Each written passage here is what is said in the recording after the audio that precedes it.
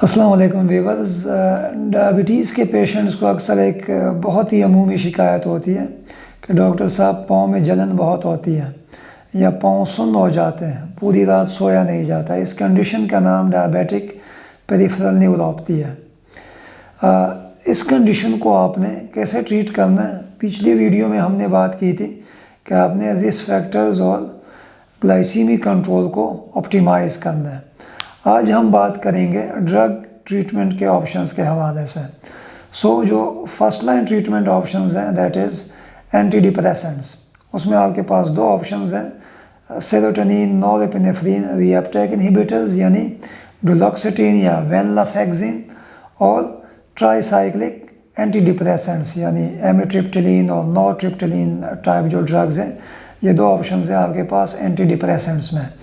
आप स्टार्ट ले सकते हैं डुलोक्सिटिन से 20 to 30 mg पर डे, और स्लोली ग्रेजुअली आपने उसकी डोज बढ़ाते जानी है अगर पेशेंट को न्यूरोपैथिक जो सिम्टम्स है वो इम्प्रूव नहीं होते। सेडेशन के एलिमेंट ज़रूर है इन ड्रग्स में।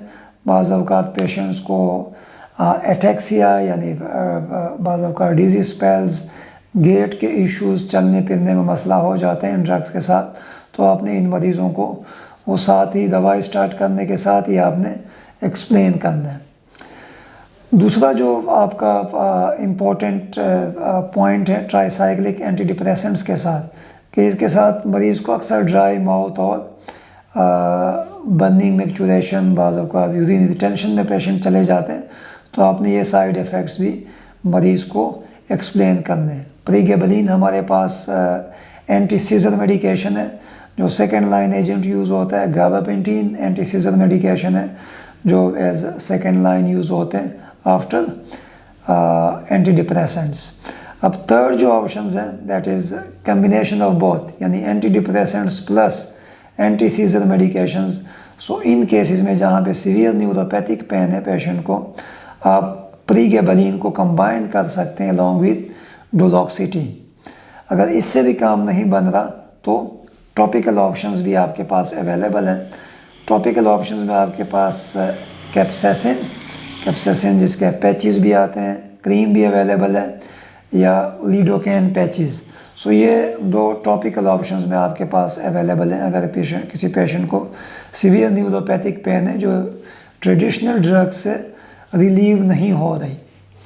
अब बाज़ औक़ात ये होता है कि इन चारों ग्रुप्स जो दवाइयों के ग्रुप्स हैं इनके साथ मरीज़ को इफ़ेक्ट नहीं पड़ रहा होता, ट्रीटमेंट कोई बहुत ज़्यादा इफ़ेक्टिव नहीं होती। अक्सर मरीज़ों को टॉलरेट करने में मसला होता है।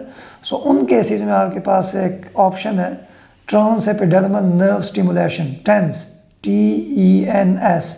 टेंस का प्रोसीजर करते हैं, उससे भी काफ़ी पेशेंट्स को अफाका हो जाता है। और छठा जो ऑप्शन है that is spinal cord stimulation, जिसमें एपिड्यूरल इलेक्ट्रोड्स के थ्रू जो परक्यूटेनियसली इम्प्लांट किए जाते हैं उनके थ्रू स्पाइनल कार्ड की स्टिमुलेशन की जाती है, और इस तरीके से इसको न्यूरोपैथिक पेन को कंट्रोल किया जाता है।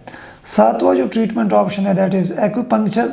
बाज़ केसेस में इफ़ेक्टिव होता है, बाज़ में नहीं होता, लेकिन यह भी है ट्रीटमेंट मॉडलिटी के तौर पे यूज़ होता है। और आखिरी कुछ ट्रीटमेंट ऑप्शन हैं जिनकी एफिकेसी स्टिल डाउटफुल है, लेकिन रेजिस्टेंट केसेस में हम यूज़ करते हैं that is alpha lipoic acid, जो बहुत सारे मल्टीविटामिन के साथ कंबाइन करके इन्होंने फार्मास्यूटिकल कंपनीज ने लॉन्च किया हुआ है, या फिर सोडियम वेलप्रोएट या कार्बामेज़ापिन जो एंटी सीजर मेडिकेशंस हैं। इनको भी severe resistant cases of diabetic peripheral neuropathy में यूज़ किया जा सकता है।